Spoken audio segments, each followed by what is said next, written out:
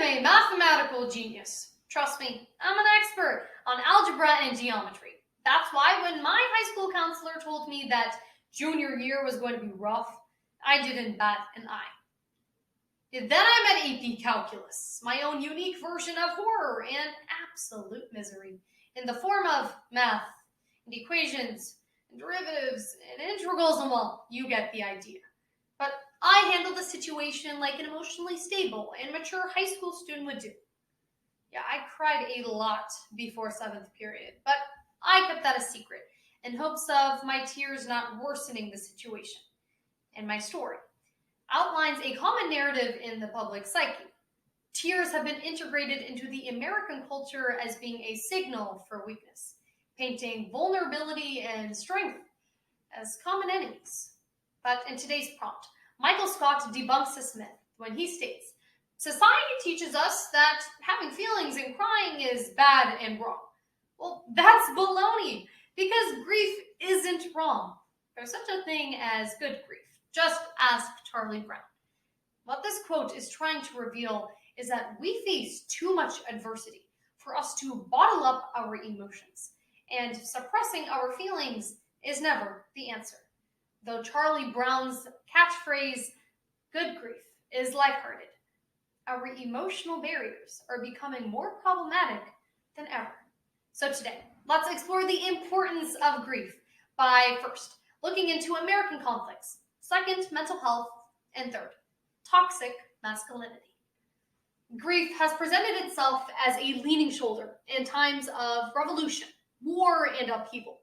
According to the New York Times in 2016, around 1,600 children have lost a parent to the wars in Afghanistan and Iraq.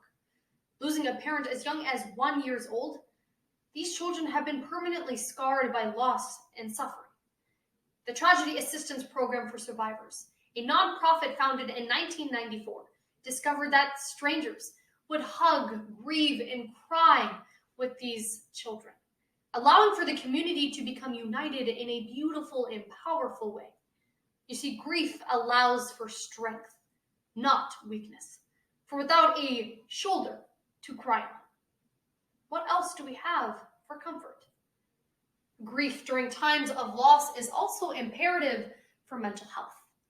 A study conducted by the National Institute of Health in 2016 found that link between emotional suppression and mental illness, even correlating it to suicide.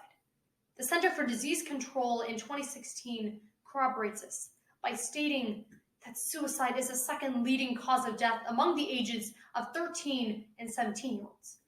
As a 17-year-old who just recently lost a fellow debater to suicide, this concerns me.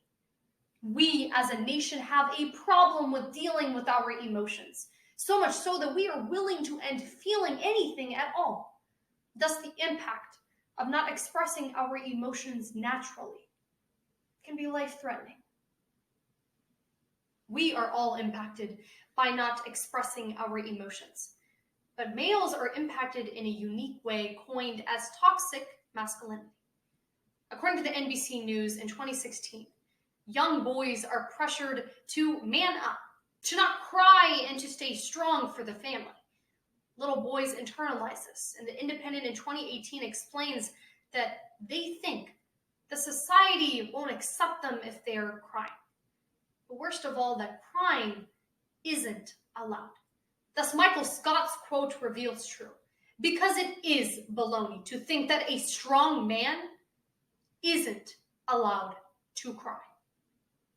Today, we discuss the math problems of American conflicts, mental health, and toxic masculinity. Then we found the solution of grief and figured out that emotions are coping mechanisms in life. So, yeah, junior year was rough, but not just because of AP Calculus, but mainly because I lost a fellow friend to suicide. Because the more we push away our feelings, the more our feelings push back.